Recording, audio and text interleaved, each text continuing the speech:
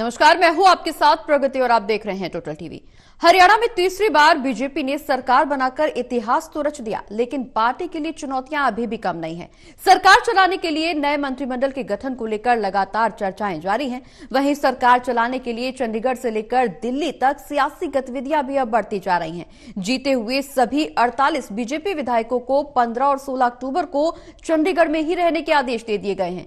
दरअसल 16 अक्टूबर को विधायक दल का नेता चुनने के लिए गृह मंत्री अमित शाह को ऑब्जर्वर बनाया गया है।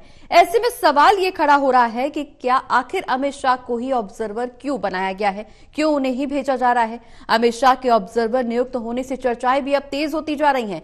देखना यह भी दिलचस्प होता जा रहा है कि सीएम सिटी रहे और करनाल से जीते जगमोहन आनंद को मंत्री बनाया जाता है या नहीं। साथ ही यह भी सवाल बरकरार है कि इस बार सरकार चलाने के लिए मंत्रिमंडल में किसे जगह मिलती है, कौन कौन मंत्री बनाया जा सकता है। आज चर्चा इसी मुद्दे पर होगी।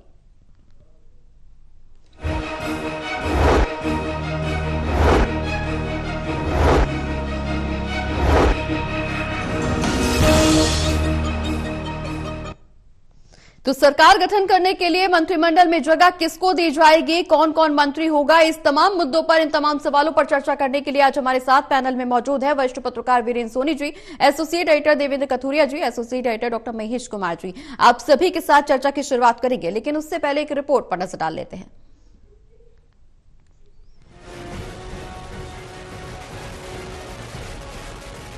हरियाणा में चुनावी नतीजों का जश्न मनाने के बाद अब बीजेपी तीसरी बार सरकार चलाने के लिए मंत्रिमंडल का गठन करने की कवायद में जुट गई है। इस संबंध में दिल्ली और चंडीगढ़ में सियासी गतिविधियां बढ़ी हुई हैं। 15 और 16 अक्टूबर को बीजेपी के 90 में से जीते सभी 48 विधायकों को चंडीगढ़ में रहने के आदेश आए हैं। 16 अक्टूबर को विधायक दल की बैठक में नेता का चुनाव किया जाएगा जो सीएम बनेगा। ये खुलासा केंद्रीय मंत्री मनोहर लाल ने किया है। चंडीगढ़ 16 तारीख को विधायक दल की बैठक चंडीगढ़। अब ये उनसे पूछो भैया, उनकी बात का मैं जवाब देने वाला नहीं। अब सवाल ये है कि 16 अक्टूबर को होने वाली विधायक दल की बैठक में केंद्रीय गृह मंत्री अमित शाह को ही क्यों पर्यवेक्षक बनाकर भेजा जा रहा है। दरअसल इसकी भी कई वजह हैं। पार्टी के 7वीं बार विधायक बने अनिल विज कई बार सीएम पद की दावेदारी ठोक चुके हैं। 2014 में भी जब पहली बार प्रदेश में बीजेपी की सरकार बनी थी और पार्टी ने पहली बार ही विधायक बने मनोहर लाल को सीएम पद की शपथ दिला दी थी, तब अनिल विज बोले थे मैं तो इनसे काफी सीनियर हूँ। फिर 6 महीने पहले जब मनोहर लाल को बदलकर नायब सैनी को सीएम बनाया जा रहा था तो अनिल विज बीच में बैठक छोड़कर चले गए थे। अब जब चुनाव हो रहे थे तो उसी दौरान प्रेस कॉन्फ्रेंस करके अनिल विज ने अपने सीनियर होने की दलील देकर सीएम पद पर दावेदारी कर दी थी। उधर अहीरवाल से भी सीएम या डिप्टी सीएम पद की मांग हो रही है। इसी कारण पार्टी के बड़े नेता अमित शाह को प्रदेश में सत्ता के समीकरण साधने के लिए खास तौर पर भेजा जा रहा है ताकि वो पार्टी की रणनीति के मुताबिक ही सब कुछ सांचे में ढाल सके। अमित शाह के अलावा हरियाणा आने वाले दूसरे ऑब्जर्वर मध्य प्रदेश के मुख्यमंत्री मोहन लाल यादव होंगे। उन्हें दिखाकर शायद बीजेपी हाईकमान ये संदेश देना चाहता है कि हमने तो पहले ही आपके समाज के नेता को मध्य प्रदेश जैसे बड़े राज्य का सीएम बनाया हुआ है ताकि अमित शाह की निगरानी में सब कुछ ठीक ठाक रहे। परंपरागत रहा है कि जब इनको कोई सफलता नहीं मिलती तो ईवीएम के ऊपर क्वेश्चन लगाना, परंतु हरियाणा के अंदर मोदी जी की नीतियों की जीत है, कांग्रेस के झूठ की हार है। लोग समझ चुके हैं कांग्रेस का झूठ अब बिकने वाला नहीं है। अब तो मोदी की गारंटी है जो देश के अंदर चल रही है। अब सवाल ये भी कि मंत्री बनने की तारीख नजदीक आ चुकी है। पार्टी के जीते हुए सभी 48 बीजेपी विधायकों ने अपनी लॉबिंग तेज कर दी है। 17 अक्टूबर को सीएम के अलावा करीब 10 मंत्री और भी शपथ ले सकते हैं। सीनियर और पूर्व मंत्री अनिल विज को क्या बनाया जाएगा, अभी किसी को कुछ नहीं पता। इस बार ये जरूर है कि मंत्रिमंडल में अनुभवी विधायकों, महिला विधायकों और युवा नए चेहरों को मौका दिया जाएगा। अनुभवी विधायकों में इस राणा से कृष्णलाल पवार, लगातार तीसरी बार जीते महिपाल ढांडा, अरविंदर कल्याण, मूलचंद शर्मा, विपुल गोयल, राव नरवीर सिंह, जिनके बारे में बादशाहपुर जनसभा में अमित शाह ने कहा था, आप इन्हें जिता दो, बड़ा आदमी हम बना देंगे। इनके अलावा अनुभवी विधायकों में कृष्ण मिड्डा, कृष्ण बेदी, रणबीर गंगवा शामिल हैं। नए चेहरों में पलवल से जीते गौरव गौतम, उचाना से जीते देवेंद्र अत्री, राई से जीती कृष्णा गहलावत, पटोदी से जीती विमला चौधरी शामिल हैं। इसी तरह बीजेपी सरकार को समर्थन देने वाले 3 निर्दलीय विधायकों में हिसार से जीती सावित्री जिंदल को मंत्री बनाना लगभग तय है। यानी कुछ अपने दम पर मंत्री बनेंगे, कुछ लॉबिंग और पैरवी से। हरियाणा का नया मंत्रिमंडल अनुभवी, नए युवा चेहरों और महिलाओं से बना एक खुशनुमा सियासी गुलदस्ता होगा। Haryana bureau, total news.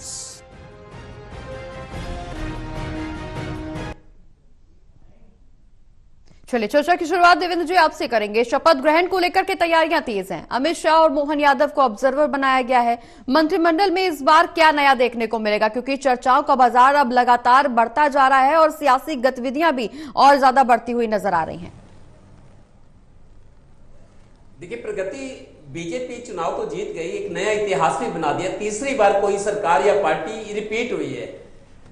अब चुनाव जीतने के बाद बड़ा काम यह भी है कि सरकार चलेगी कैसे, कौन कौन सरकार चलाएंगे, इसी पे माथापच्ची चल रही है।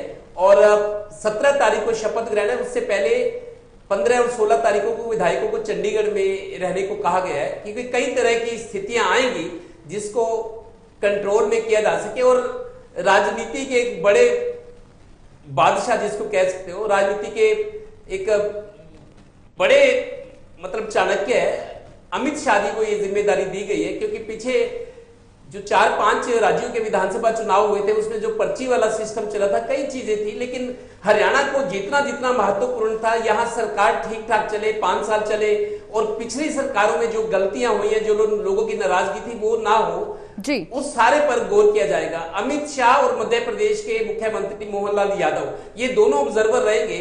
मोहनलाल यादव को इसलिए लाया जा रहा है कि चूंकि अहीरवार से मांग उठ रही है कि 3 बार जब बीजेपी की सरकार बनी, विधानसभा के अलावा लोकसभा में भी अहीरवार ने काफी समर्थन किया है बीजेपी का, तो वो उसकी कीमत वसूलना चाह रहे हैं। लगातार कई दिनों से सुना जा रहा है कि अहीरवार में राव इंद्रजीत तो नहीं, लेकिन उनके जो दूसरे नेता हैं जो जीत कर आए हैं या जो पार्टी से जुड़े हैं, वो लगातार कह रहे हैं कि 3 बार विधानसभा में सरकार बनाने में अहम भूमिका रही है जी अहीरवार की। इसलिए वो डिप्टी सीएम या सीएम का पद मांगने पर अड़े हुए हैं, मांग रहे हैं। इधर अनिल विज को आप देखिए, जेपी नड्डा से 2 दिन पहले मिलकर आए अनिल विज, भी बधाई दे आए, इसी बहाने की सरकार रिपीट हुई है, नया इतिहास बना है। और अनिल विज लगातार 3-4 बार से कई टाइम पे, अलग अलग टाइम पे उनकी ख्वाहिश रहती है कि मैं सीनियर हूं, सबसे 7वीं बार जीता हूं, सीएम पद पर मेरी भी दावेदारी बनती है, वो ख्वाहिश जाहिर कर रहे हैं अपनी। दूसरा यह कि जिस तरीके से बतौर गृह मंत्री उन्होंने काम किया है, लोगों ने उनको पसंद किया और लोगों ने कई मांग भी की कि अनिल विज जैसे व्यक्ति को मुख्यमंत्री बनाया जाए, प्रशासन शासन और अच्छा चलेगा। तो कुल मिलाकर अमित शाह जी आ रहे हैं, कोई अप्रिय स्थिति पैदा ना हो या कोई गलत मैसेज ना जाए, इसी को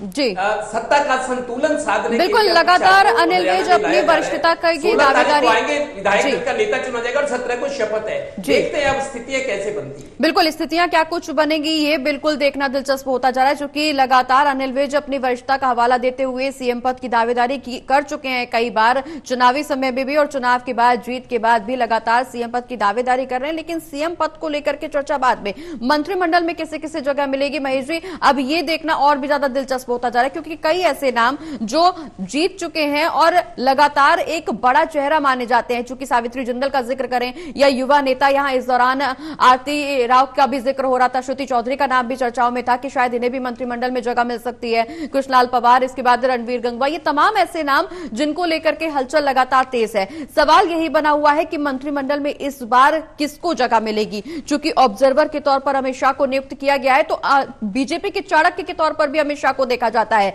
इस वजह से भी इस बात के कयास और ज्यादा बढ़ते जा रहे हैं कि मंत्रिमंडल में आखिर जगह किसको मिलेगी, बीजेपी के कौन कौन से विधायक मंत्री बनाए जाएंगे।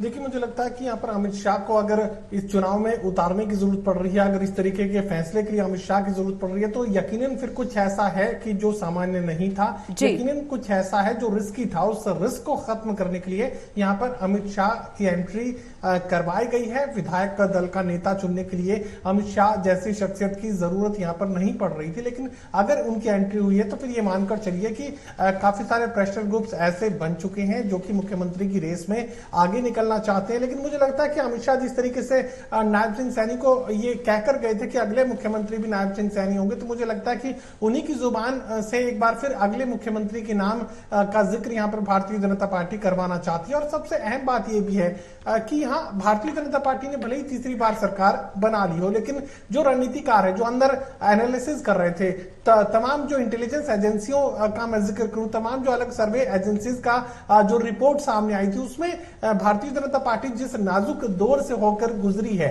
उसके बाद मुझे लगता है कि भारतीय जनता पार्टी के लोग अब बेहद संजीदगी के साथ आगे की जो पारी है वो खेलना चाहते हैं। इस तरह की परिस्थिति, इस तरह के हालात हरियाणा प्रदेश में दोबारा पैदा ना हो, यह सुनिश्चित अभी से किया जाएगा। और जैसा कि भारतीय जनता पार्टी के बारे में कहा जाता है कि एक चुनाव जीतने के दिन के साथ ही अगले चुनाव की जो तैयारी है वो शुरू कर दी जाती है। मुझे लगता है कि अगले चुनाव की तैयारी भी अमित शाह की एंट्री के साथ ही यहां पर शुरू कर देंगे। वो तैयारी क्या है? दरअसल वो तैयारी ये है कि जो लोग ऐसे हैं जिनके चेहरों के साथ पूरे के पूरे इलाके को फतेह किया जा सकता है और 8 से 10 सीटों का जो इजाफा है वो भारतीय जनता पार्टी के ग्राफ में एक साथ एक चेहरे के लोग कर रहे हैं, उन लोगों को प्राथमिकता वो देंगे। मुझे लगता है कि यहाँ पर आरती राव को तो प्राथमिकता मिलनी ही है, उनकी प्राथमिकता में किसी भी तरह की कमी इस नई कैबिनेट में नहीं की जा सकती। फिर चाहे उन्हें, चूंकि कैबिनेट मंत्री का ही असल दर्जा है, बाकी डेप्यूटी सीएम का जो पद दिया जाता है वो संविधान में कहीं है नहीं, तो ऐसे में ये एक ग्रेडिंग है जो एडिशनल ग्रेडिंग डेप्यूटी सीएम के नाम से दी जाती है। तो नायब सिंह सैनी मुख्यमंत्री रहेंगे, इसमें कोई किंतु परंतु तो है नहीं। अब खुद यहाँ पर अगर अमित शाह रहे हैं तो वो उनकी जुबान से कहे गए शब्द थे जिसके बदलने की गुंजाइश कहीं दूर तलक नजर नहीं आ रही। तो यहाँ पर नायब सिंह सैनी अगले मुख्यमंत्री होंगे, तो मुख्यमंत्री की कुर्सी तो यहाँ पर भर दी गई। यहाँ जो महत्वपूर्ण विभाग है वो आरती राव को दिए जा सकते हैं। फिर जो रेटिंग है उसमें डेप्यूटी सीएम का नाम भी जोड़ा जा सकता है। अब अनिल विज को कन्विंस कैसे करेंगे? अनिल विज को मुख्यमंत्री भी आप नहीं बनाएंगे, डेप्यूटी सीएम भी नहीं बनाएंगे, तो मुझे लगता है कि दूसरे डेप्यूटी सीएम का नाम यहाँ पर महत्वपूर्ण विभागों के साथ अनिल विज को दे दिया जाएगा। और जिक्र यहाँ पर यह भी चल रहा था कि आखिर श्रुति चौधरी का क्या होगा। दरअसल भिवानी का वो इलाका जो कि दक्षिण हरियाणा के साथ जुड़ता है और इस इलाके में जाट वोटर्स की संख्या अच्छी खासी है। किरण चौधरी के भारतीय जनता पार्टी ज्वाइन करने के बाद पूरे भिवानी जिले में भारतीय जनता पार्टी को इसका फायदा मिला। अब इस फायदे को आगे भी बरकरार रखा जाए। जिस तरीके से जीटी बेल्ट लगातार बीजेपी का साथ दे रही है, जिस तरीके से दक्षिण हरियाणा के लोग और खासकर यादव बेल्ट जो है एक तरफा भारतीय जनता पार्टी का समर्थन करती है, तो जाट वोट बैंक में भी सेंध लगनी चाहिए। और ये सेंध लगाने के लिए मुझे लगता है कि यहाँ श्रुति चौधरी पर भी दाव भारतीय जनता पार्टी के लोग जरूर खेलेंगे, क्योंकि भिवानी जिला और खासकर जाट लैंड, जाट वोट की अच्छी खासी तादाद भिवानी जिले में, वो भी अगर यहां भारतीय जनता पार्टी के साथ जुड़ते हैं तो भविष्य की राजनीति बेहद आसान यहां पर भारतीय जनता पार्टी के लिए हो सकती है। और जिक्र यहां पर सावित्री जिंदल का भी इसलिए जरूरी हो जाता है कि सावित्री जिंदल एडामेंट नहीं है, किसी भी चीज को लेकर अड़ने की स्थिति में नहीं है, चूंकि वो जो है निर्दलीय विधायक जीत कर आई है और भारतीय जनता पार्टी को निर्दलियों की कोई जरूरत नहीं है। लेकिन भविष्य में अगर इस तरह की परिस्थिति कभी पैदा हो तो इस तरह का विश्वास भी वो कायम रखेंगे। और एक जिक्र मैंने पहले किया था कि कॉर्पोरेट रिलेशनशिप, दरअसल ये एक शब्द एक है कॉर्पोरेट रिलेशनशिप, लेकिन बेहद महत्वपूर्ण ये शब्द है, क्योंकि भारतीय जनता पार्टी भले ही आज आर्थिक रूप से बहुत सक्षम नजर आ रही हो, लेकिन ये आर्थिक रूप से जो सक्षमता भारतीय जनता पार्टी में जो अमीरी देखने को मिल रही है वो कॉर्पोरेट रिलेशनशिप की वजह से देखने को मिल रही है। तो ऐसे में इस रिलेशनशिप को भी निभाए रखने का जो काम है भारतीय जनता पार्टी के लोग करेंगे और मुझे लगता है कि सावित्री जिंदल को भी यहां महत्वपूर्ण जगह मिल सकती है। तो एक के बाद एक जो बड़े चेहरे हैं उन्हें जरूर यहां पर साधने का काम भारतीय जनता पार्टी की नई कैबिनेट में किया जाएगा। बिल्कुल, तमाम बिंदुओं को ध्यान में रखते हुए सोनी जी इस बार मंत्रिमंडल का गठन होगा, लेकिन सवाल ये भी बरकरार है कि क्या अमित शाह ये संतुलन साध पाएंगे, क्योंकि कई अन्य राज्यों में विधानसभा चुनाव होने हैं। तो निश्चित तौर पर हरियाणा का जो सरकार का गठन होगा, मंत्रिमंडल का गठन होगा, वो कहीं ना कहीं चुनावी मैसेज अन्य राज्यों के लिए भी होगा। तो क्या अमित शाह को यहाँ जो भेजा जा रहा है संतुलन साधने के लिए, वो उसमें कितना कामयाब हो पाएंगे? और दूसरा सवाल ये भी है कि जिस तरह से रिस्क फैक्टर का जिक्र किया जा रहा था कि निश्चित तौर पर अमित शाह को अगर यहां पर संतुलन साधने के लिए भेजा जा रहा है तो कोई ना कोई रिस्क, कुछ ना कुछ रिस्की जरूर है जो अभी तक सामने नहीं आया है। क्या सीएम पद को लेकर के दावेदारी ये एक चुनौतीपूर्ण स्थिति बन सकती है बीजेपी के लिए, या जिस तरह से उम्मीदवारों का ऐलान जब किया गया था तब बगावती सुर देखने को मिले थे, मंत्रिमंडल के गठन के बाद भी ये स्थिति दोबारा से उत्पन्न ना हो इसलिए अमित शाह को यहां भेजा जा रहा है? देखिए, अमित शाह पहली बार ऑब्जर्वर बनकर नहीं आ रहे जी। उत्तर प्रदेश में जब योगी आदित्यनाथ का चयन हुआ था तो तब भी वो ऑब्जर्वर थे, 2022 की बात है। तो अब भेजने का उद्देश्य ये है कि विधायक दल की बैठक में हंगामा ना हो, इसका कोई गलत संदेश ना जाए।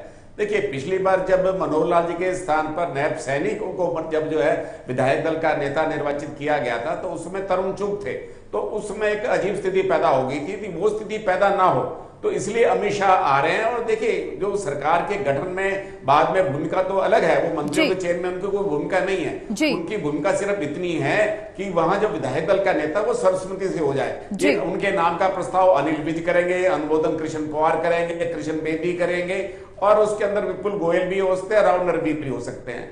तो इसलिए देखिए, वहां ये एक अनुशासन का संदेश देने के लिए है। और देखिए, जब मोहन यादव का मध्य प्रदेश का मुख्यमंत्री का उनका जब चुनाव हुआ था तो मनोहर लाल जी जो है वहां ऑब्जर्वर थे मध्य प्रदेश के अंदर। तो शिवराज सिंह चौहान के स्थान पर उनका एक चयन हुआ था, तो इसलिए मनोहर लाल जी को भेजा गया था। मुख्यमंत्री को भेजने की परंपरा तब से शुरू हुई थी, और अब जो है मध्य प्रदेश के मुख्यमंत्री हरियाणा आ रहे हैं। तो ये भारतीय जनता पार्टी का क्रम चलता रहता है। और अब ये देखिए कि जो मंत्रिमंडल का चयन है, देखिए वाल्मीकि जयंती के दिन जो है ये सरकार शपथ लेने जा रही है, तो इस दिन वाल्मीकि समाज से तो चयन होगा ही होगा। कृष्ण बेदी की उपयोगिता है, वो मंत्रिमंडल में आएंगे। कृष्ण पवार का भी है और विमला चौधरी का भी, इनका स्थान सुरक्षित माना जा सकता है। अब देखिए, जो मसला अनिल विज का है, देखिए अनिल विज को अगर मंत्री नहीं बनाया जाता तो ये संदेश जाएगा कि भारतीय जनता पार्टी अपने वरिष्ठ जनों की उपेक्षा करती है, उनका मान सम्मान नहीं करती, क्योंकि प्रोफेसर रामविलास शर्मा को आपने पहले टिकट नहीं दिया था, उनके साथ भी ऐसे अपमान का घूंट पीना पड़ा था।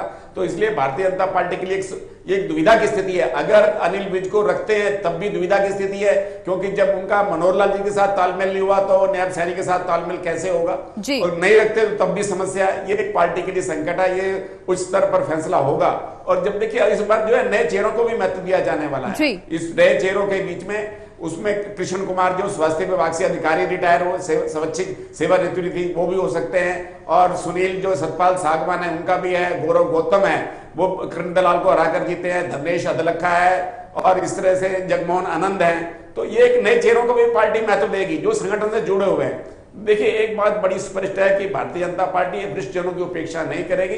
अचानक स्पीकर बनाने की बात है, देखिए सबसे बड़ा मसला स्पीकर है, फिर उसके अलावा फ्लोर मैनेजमेंट भी है।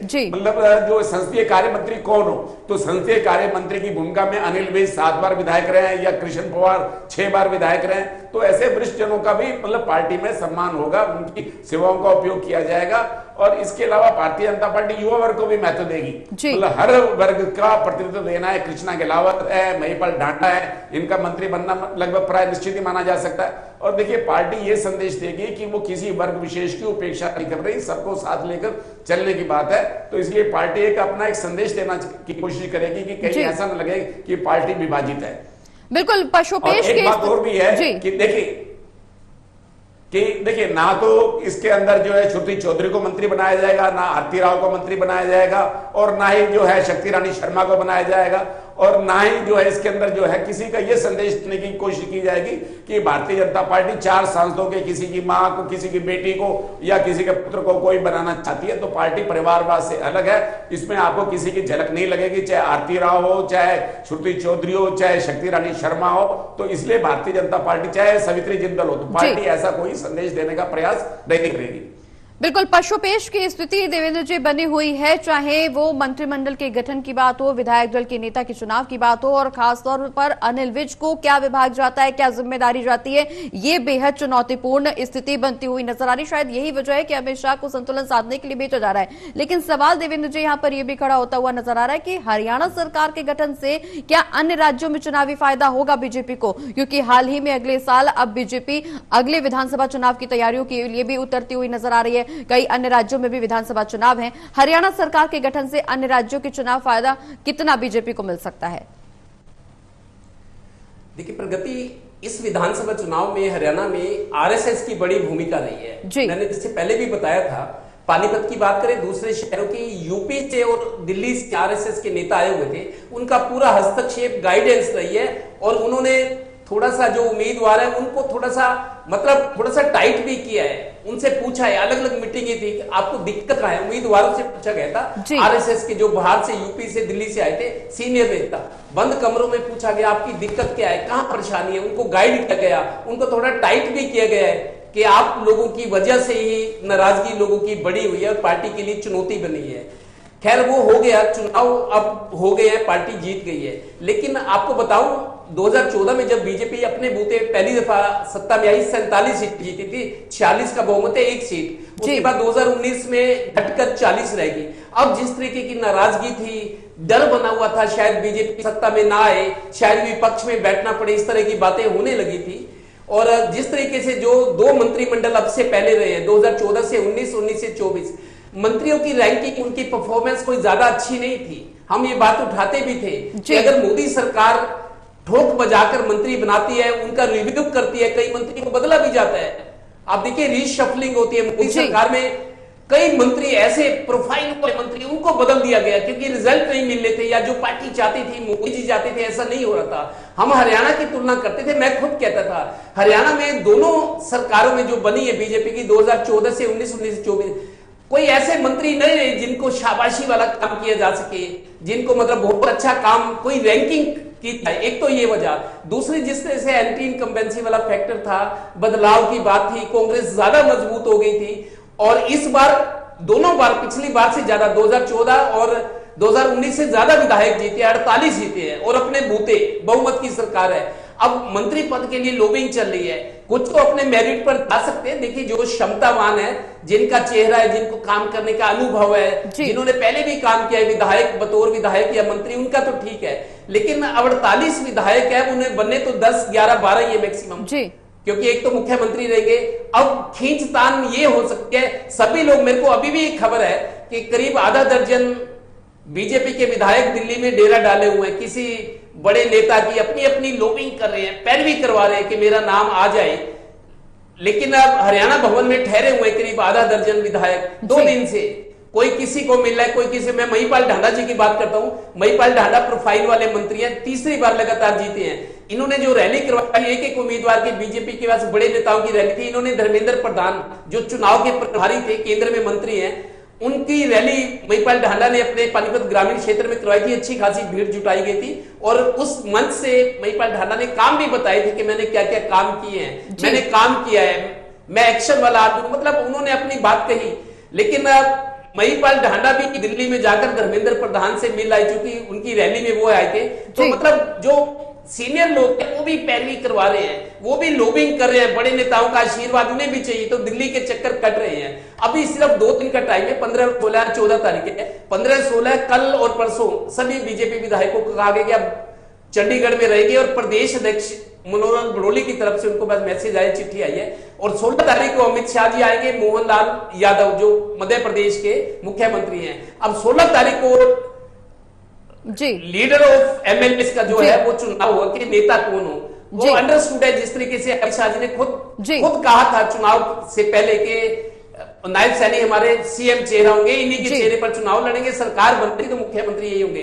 अब बाकी जगह जहां दिक्कत हो रही है, नील विजू वाला सवाल है, या हीलवाड़ा से जो मांग उठ रही है, या और लोग जो दबाव बना रहे हैं, पैरवी करवा रहे हैं कि मंत्री बनूं, ये सारी चीजें कोई अप्रिय स्थिति पैदा ना हो, जैसा पिछले 4-5 विधानसभा चुनाव में हुआ था जब पर्ची वाली बात चली थी। तो अमित शाह जी को भेजा इसलिए, चुनाव प्रचार में भी उनकी मुख्य भूमिका थी, 3 बार आए थे। और हरियाणा पर पूरी नजर रखते हैं अमित शाह और प्रधानमंत्री भी। तो इसलिए हरियाणा को बचाना, हरियाणा में जीतना बीजेपी के लिए, संघ के लिए बहुत जरूरी था। वो काम तो टारगेट पूरा हुआ, लेकिन अब सरकार ठीक ठाक बने, चले, लोगों की अपेक्षाएं पूरी हो और पहले वाली निराशा ना हो, ये चुनौती पार्टी के सामने है। बिल्कुल बेहद चुनौतीपूर्ण स्थिति पर बीजेपी के सामने, इसीलिए शायद यही वजह है कि अमित शाह को संतुलन साधने के लिए भेजा जा रहा है। हालांकि क्या कुछ मंत्रिमंडल के गठन के बाद स्थिति निकल करके सामने आएगी, ये देखना भी अब दिलचस्प होता जा रहा है। बहुत बहुत शुक्रिया आप सभी का हमारे साथ चर्चा में शामिल होने के लिए।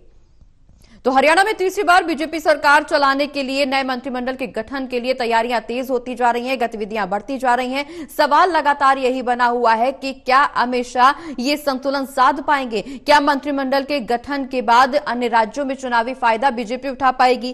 क्या इस मंत्रिमंडल के गठन के बाद सरकार चलाना नायब सिंह सैनी के लिए आसान होगा, बीजेपी के लिए आसान होगा? ये तमाम सवाल लगातार बने हुए। हालांकि तस्वीर तभी साफ हो पाएगी जब मंत्रिमंडल का गठन हो पाएगा।